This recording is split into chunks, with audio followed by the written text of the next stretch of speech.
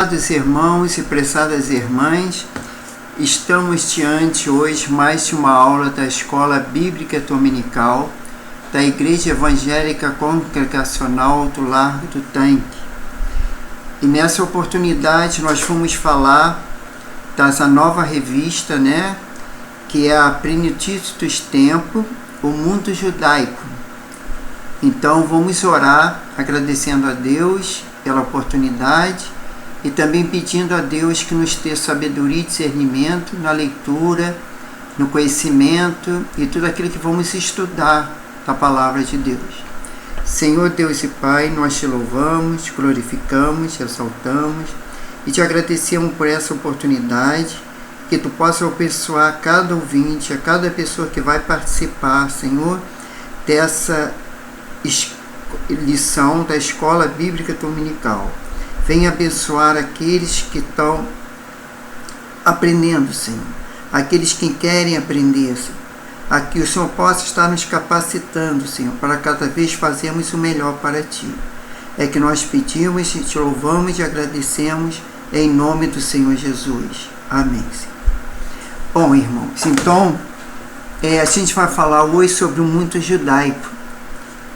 Lá o Paulo, lá em Gálatas 4:4, ele diz o seguinte: mas vindo a plenitude dos tempos, Deus enviou o seu Filho, nascido de mulher, nascido sobre a lei.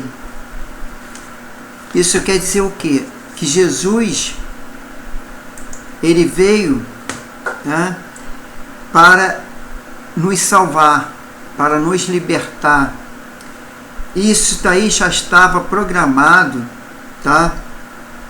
há muito tempo, desde a criação do mundo. E aí o mundo judaico, ele muito contribuiu para essa vinda do nosso Salvador e Senhor. Afirma Paulo ainda que a vinda de Cristo ao mundo foi perfeitamente programada. Ao citar a história dos 400 anos que antecederam a vinda de Cristo, notamos que parte desse preparo é a atuação, intercessão de 3 culturas, 3 sociedades, 3 mundos. O apóstolo em si mesmo era exemplo de como as culturas judaica, grega e romana cooperaram tanto para a chegada do Messias, como posteriormente para a pregação do Evangelho. Lá em Filipenses 3:5, vamos abrir em Filipenses 3:5, diz o seguinte: circuncidado ao 8º dia da linhagem de Israel, da tribo de Benjamim, hebreu de hebreus, segundo a lei fariseu. Bom, nós estamos falando aí do apóstolo Paulo. Por quê? Porque o apóstolo Paulo, ele foi circuncidado, que era a questão da religião na época, tinha que circuncidar. Ele era da tribo de Benjamim, A genealogia, ele veio da tribo de Benjamim. Quem era Benjamim? Era o filho mais novo de Jacó, irmão de José. Ele era hebreu de hebreus. Ele foi criado na cultura dos hebreus. Ele era fariseu, onde ele fez todo o seu estudo de teologia. No texto de Atos 22, 25 e 26, descobrimos que o apóstolo era cidadão romano, cultura romana, credencial que lhe abriria as portas durante seu ministério de pregação do Evangelho. Em Atenas, percebíamos a influência cultural da filosofia no Antigo Testamento, como a gente vê lá no Novo Testamento, em Atos 17, 18, que eu gostaria também de ler com os irmãos. Atos 17, 18, que diz o seguinte: alguns dos filósofos epicureus e estoicos contendiam com ele. Uns diziam: que quer dizer este paroleiro? E outros parece que é pregador de deuses estranhos. Diziam isso porque Paulo lhe anunciava Jesus e a ressurreição. Então aqueles filósofos lá na época, eles se contestava com Paulo, né, na questão que Paulo pregava Jesus, né, como Salvador, como Senhor, e eles não aceitavam isso. Então o que acontece? A questão é que, pois Paulo tepatia com os dois grupos, né, que são os filósofos. Em seguida, no Areópago, importante grupo dominado em Atenas, Paulo soube muito bem aproveitar a cultura grega para debater o Evangelho. Eu pesquisei aqui, como essa palavra é uma palavra às vezes difícil para muitas pessoas que não conhecem, Areópago é filósofos de Atenas que levaram Paulo, ou melhor, filósofos de Atenas levaram Paulo ao Areópago para ouvir a explicação de seus ensinos. Areópago, conforme Atos 17, 19, é o que falei de a colina de Marte, que é Atos 17, 22, porque poderia significar uma colina de 125 metros em Atenas, a noroeste da Acrópole, ou nome do conselho venerável que tradicionalmente se reunia na colina, mas provavelmente deveria ser traduzido como em cima, e parece significar que a reunião do conselho se estava na colina. Em Atos 17, 19, provavelmente referia-se à colina, em Atos 17, 22 ao conselho. No meio da colina de Marte é uma interpretação impossível do grego, embora o Areópago já tivesse ocupado lugar de suprema importância na situação política e religiosa do Estado durante o V século a.C. Ele perdeu seu poder político e tomou uma corte criminal. Na época romana, seu dever era principalmente religioso, educacional. William Hansen acreditava que o Areópago tinha poder para designar ou convidar oradores de Atenas, e por essa razão Paulo foi levado para diante do conselho.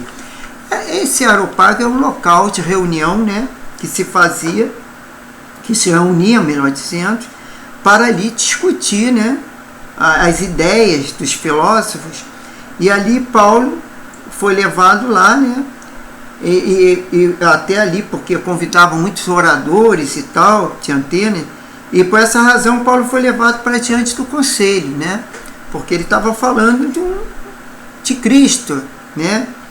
Então eles, parece que alguns queriam saber, né, aquilo, a importância e por que ele estava falando ali na questão desse Messias, do Salvador.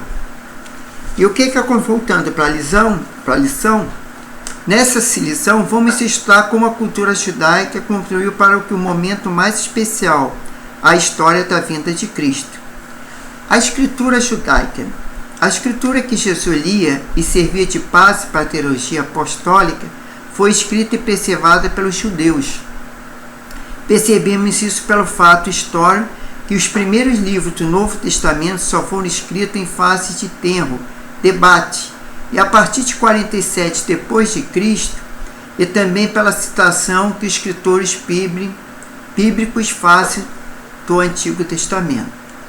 A gente vê que na questão da Bíblia, ela, quando na época foi escrita, né, na língua dos hebreus, elas não eram divididas por capítulos, versículos, elas só foram ocorrer isso a partir do século 13 e 14, que aí começaram a fazer essa divisão, entendeu?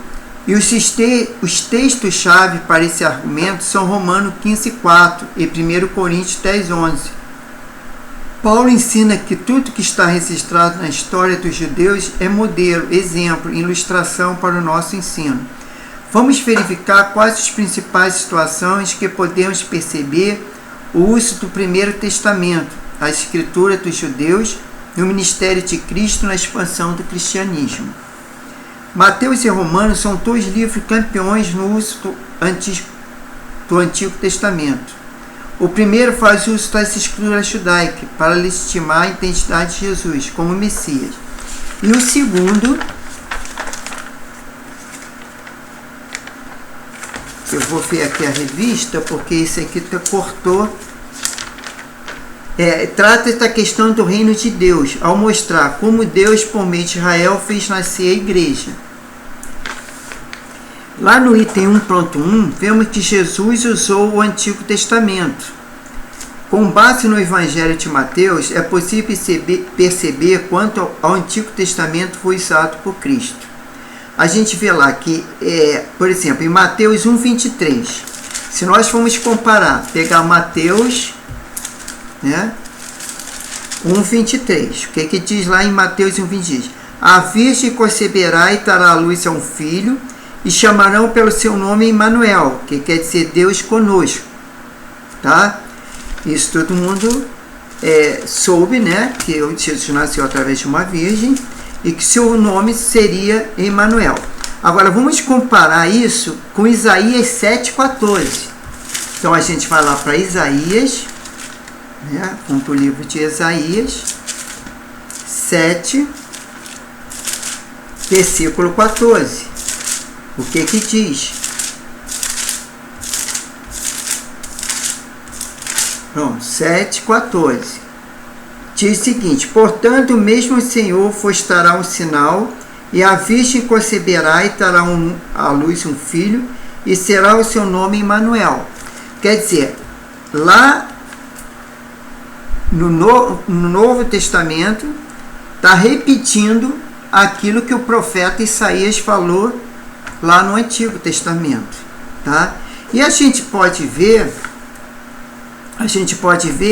que na lição são várias comparações que tem, e lá em Mateus 2,6, por exemplo, em Miqueias 5,2, temos Mateus 2,15, em Oséias 11,1, que quer dizer as mesmas coisas, as profecias que foram faladas lá no Antigo Testamento, foi se cumprida no Novo Testamento.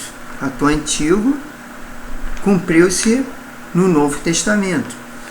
Examinando o quadro, percebemos que a Bíblia hebraica foi usada por Cristo para expor a vontade de Deus, mostrar o plano de Deus e obter vitória à sua vinda com Deus.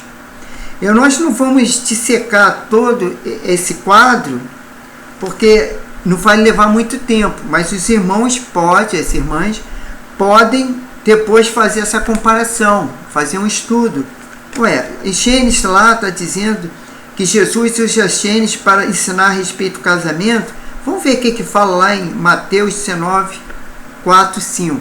Então, os irmãos poderiam fazer essa comparação e ver que tem tudo a ver que os profetas falaram com o que aconteceu, entendeu, no Novo Testamento. Então a gente vê que Paulo usou o Antigo Testamento também. Além de Jesus, Paulo também usou muito o Antigo Testamento para fazer teologia. Examinamos e seguir algumas das citações do apóstolo. Por exemplo, vamos ver Gênesis 15, 6. Vamos comparar com Romanos 4, 9. Gênesis, vamos lá no livro de Gênesis, que é o primeiro livro da Bíblia, pegando o capítulo 15, e no versículo 6, o que diz? Creu Abraão no Senhor, isso lhe foi imputado para a justiça. Tá? Então, creu Abraão no Senhor, isso foi imputado para a justiça. E aí a gente vai ver Romanos 4, 5. Aí a gente abre agora em Romanos 4, 5. E está aqui, Romanos 4, 5. Não obstante, aquele que não trabalha não crê naquele que justifica o ímpio, e sua fé é imputado como justiça. Tá? Então foi citado por Paulo em Romanos o que foi falado lá em Gênesis 15, 6. E temos vários aí, como Isaías 40, 13, e teve Jó, Jeremias, que foi também Paulo falou aos Romanos, no capítulo 11, 34 e tem mais. Para cada referência, Paulo fundamenta uma doutrina no Novo Testamento, citando literalmente o texto ou fazendo alusão da verdade do texto. Quer dizer, quando ele não citava o texto, mas ele fazia uma alusão, né? E que se explicava muitas vezes a questão do texto. O Antigo Testamento para hoje. Você conhece a base bíblica, ter sua fé? Está seguro e que sim, como Jesus e Paulo pode defender e crer usando a Bíblia? Sua resposta for afirmativa, continue, persevere, mas se não, tome hoje a decisão de se comprometer seriamente com o estudo das Escrituras e com a doutrina de sua fé. Tá? A teologia judaica, no item 2. Um período muito importante para a definição da teologia judaica que influenciou o Novo Testamento foi o período interbíblico. Esse é o tempo entre o livro de Malaquias e o começo que era da neotestamentária. O povo de Israel estava reconstruindo sua sociedade e seu templo, ainda subjugado, ora pelos persas, ora pelos romanos, e o povo se organizava em movimentos sociais no grupo religioso. Esse período interbíblico é aqueles períodos de 400 anos, né? Que parece que ali se calou, não levantou profeta, não se escreveu nada, mas nem por isso Deus parou.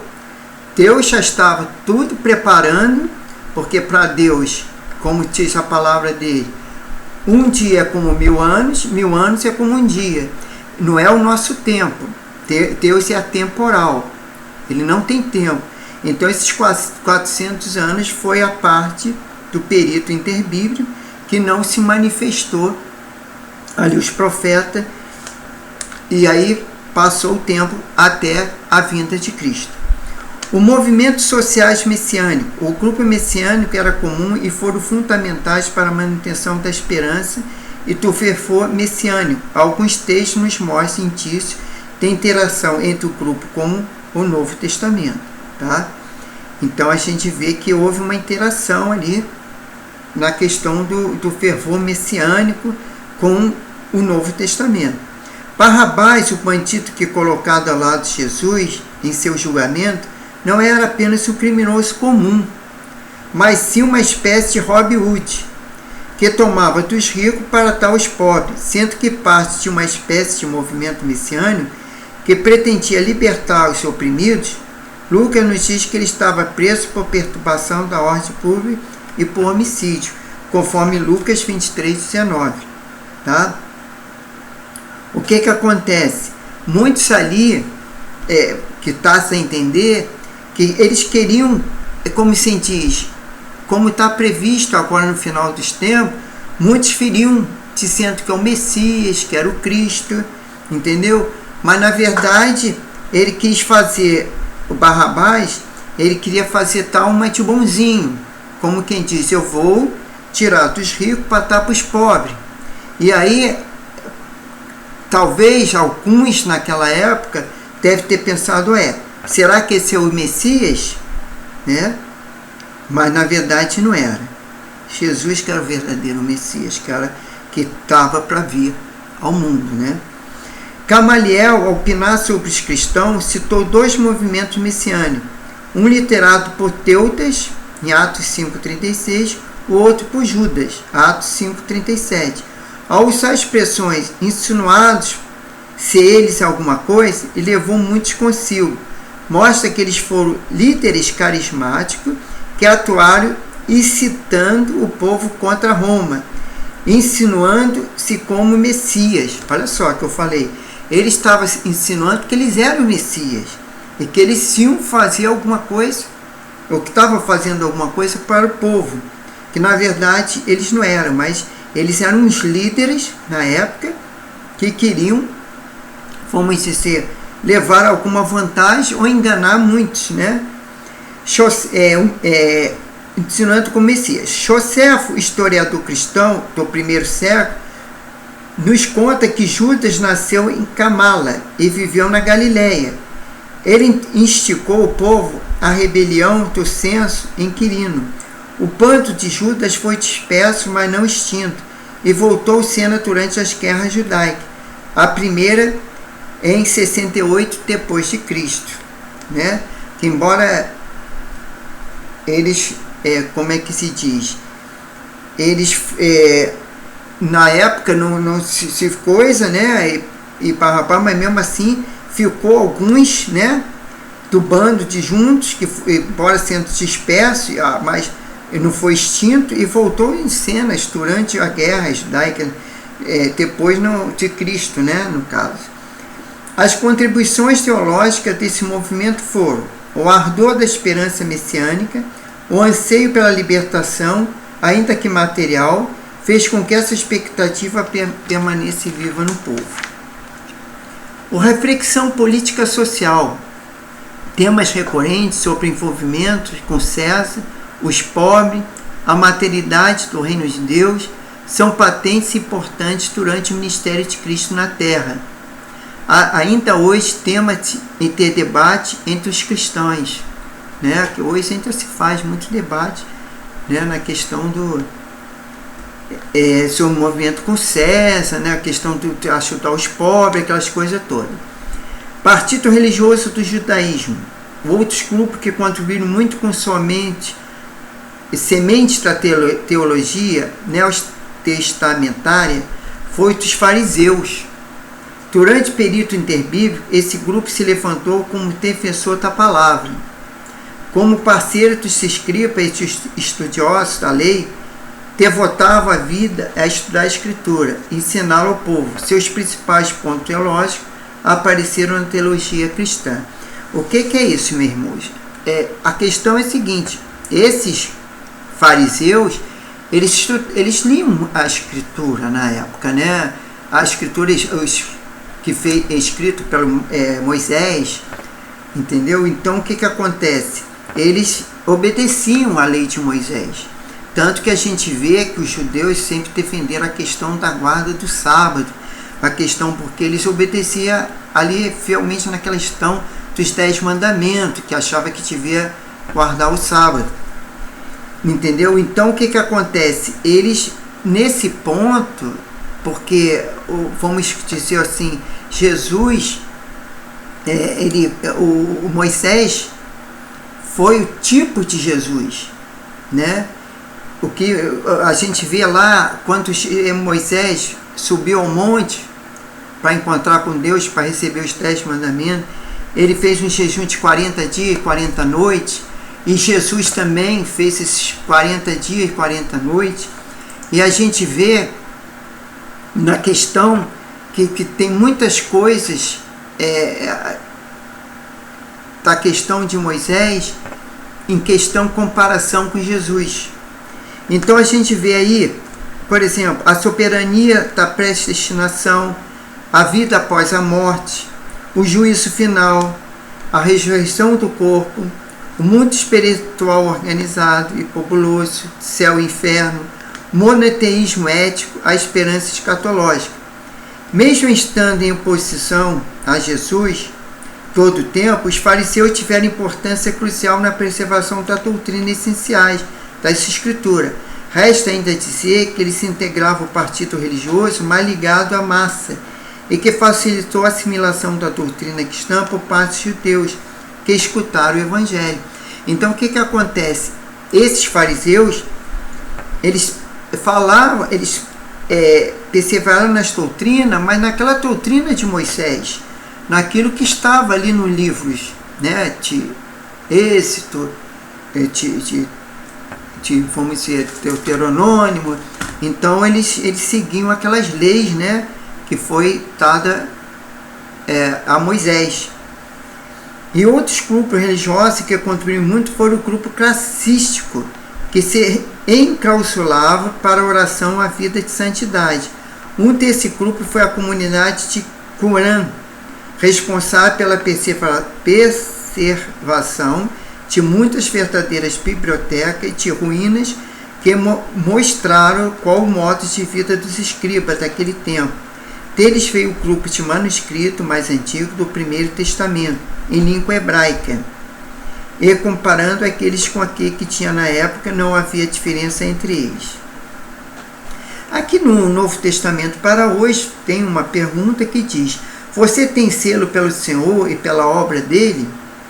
Algo que aprendemos com esse grupo é a seriedade com a qual levaram o compromisso que tinham com o Senhor, com a vantagem de ter o Espírito Santo ao seu lado e para revelar sempre o real significado da palavra. Procure desenvolver o zelo e o comprometimento com Deus e com o ministério que Ele lhe deu. Quer dizer, nós temos que ter o compromisso de aprendermos com a palavra e crescermos, no conhecimento.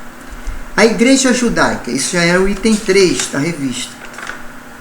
Quando Israel foi para o exílio, ficou sem tempo, mas não deixou de adorar o Senhor nem de examinar sua palavra. Esta é apontada pela tradição como um dos grandes organizadores da vida espiritual desse grupo. Há duas heranças interessantes aqui. A primeira, a semente que se transformaria numa faixa de literatura rabínica.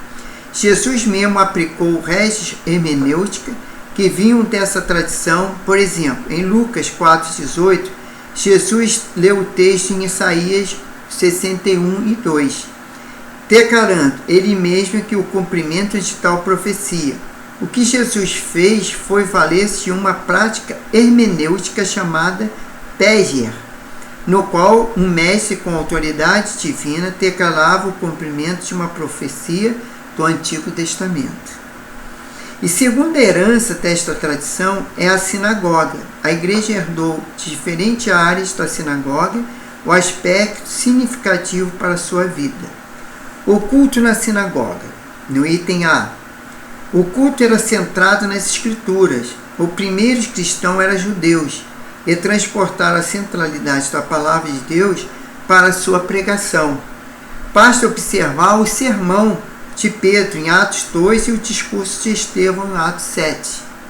No item B, as orações. É uma cerimônia na sinagoga, sempre tinha 20 recitações de orações em forma de bênção. O conteúdo de tais orações levava os ouvintes a agradecerem a Deus e a reconhecerem que Ele é o provedor perfeito, conforme Atos 2,42 nos mostra que a igreja perseverou nas orações. Então, quer dizer, a descentralização do culto, no item C. Diferentemente do templo, a sinagoga era espalhada em regiões, cidades até países diferentes. Assim estiveram ou não os judeus em Jerusalém, podiam estudar a Torá, ter comunhão com seus irmãos. O primeiro cristão entenderam que a ordem de Atos 1,8 completava o mesmo princípio, espalhar pelo mundo inteiro. Além desses fatores, a sinagoga teve um centro de estratégia evangelística de Jesus. Lá em Mateus 4,23, como Mateus 9,35, Marcos 1,39, Lucas 4,15, 44 e 13,10. E também do apóstolo Paulo, em Atos 9,20, 13,5, 15,21, 24:12. Eu estou falando bem rápido porque todos esses versículos aí, esses capítulos e versículos, esses livros estão na revista. O irmão pode depois consultar e estudar, olhar, meditar nessas palavras, tá? Sendo terreno fértil para o partido do Antigo Testamento, expôs a Escritura e chega o Evangelho de Cristo.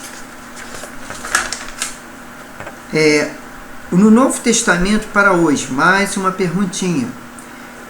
Tanto os judeus da sinagoga,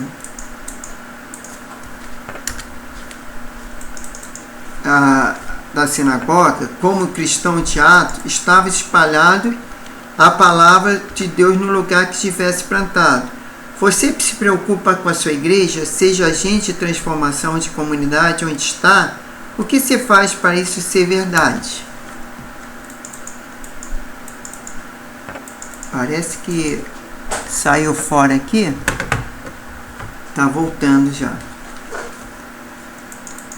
De repente o meu monitor, ele às vezes se apaga e eu não consigo ver. Bom, eu já voltei. Bom, vamos lá, vamos dar continuidade aí. Conclusão. Os judeus, a cultura e a religião delas foram mau canal e preparo para a vinda do Messias. A fé cristã em sua expansão teve muito ao cenário que teve participação importante dos escritos, os grupos religiosos e das instituições do povo escolhido de Deus. Ao observar isso, agradeça a Deus que usou seu povo para perseverar essa escritura e do meio desse povo levantou homens corajosos que interpretaram as profecias e nos fizeram enxergar pela revelação do Novo Testamento a salvação que vem dos judeus, que é Jesus, conforme João 4:22. E aí tem essa reflita atenção durante a semana, que os irmãos também poderão ler, né? Que tem umas perguntas aí, que diz assim: você tem exaltado o Senhor por quem Ele é e pelas suas obras? Você espera alegre pelo dia que o Senhor vai terminar toda a obra dele no mundo? Quer dizer, você espera pela vinda de Cristo? Você tem tratado seus problemas de relacionamento pelo amor? Se não, qual o valor maior que orienta nessa área? Jesus venceu a tentação com a palavra. E você, como tem enfrentado as tentações? Em que se passeia seu testemunho e sua pregação? Você vive fundamentando em quê? Você vive fundamentado em quê? Adore o Senhor pela singularidade de seu ser.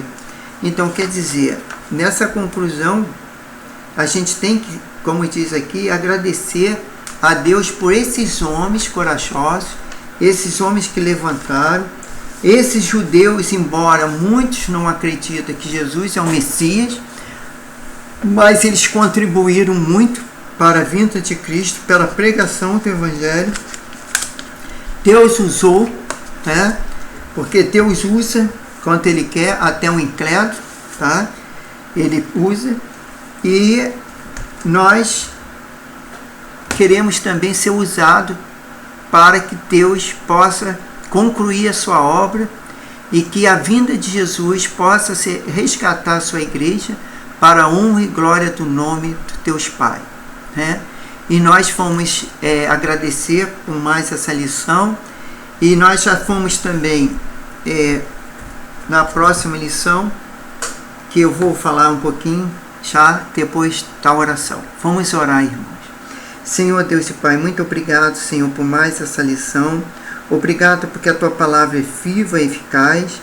Obrigado pelos irmãos que vão assistir, Senhor, a lição da escola, essa aula, que Tu possa estar abençoando, dando sabedoria, discernimento, orientação, capacidade, Senhor, para aprender mais de Ti, capacidade para, Senhor, ser edificados pela Tua palavra. Isso nós Te louvamos, nós Te glorificamos, nós Te exaltamos e Te agradecemos, Pai. Muito obrigado, e pedimos perdão pelos nossos pecados, pelas nossas faltas, nossas fraquezas. E continue nos abençoando. É que nós Te pedimos e agradecemos em nome do Senhor Jesus. Amém. E a próxima lição seria a lição 2, a plenitude dos tempos, né? Que fala sobre o mundo greco-romano. E a gente, na próxima aula, nós vamos estar lendo essa lição. Então, irmãos, fico na paz. Até a próxima lição. E que Deus abençoe a todos. Amém. Glória a Deus.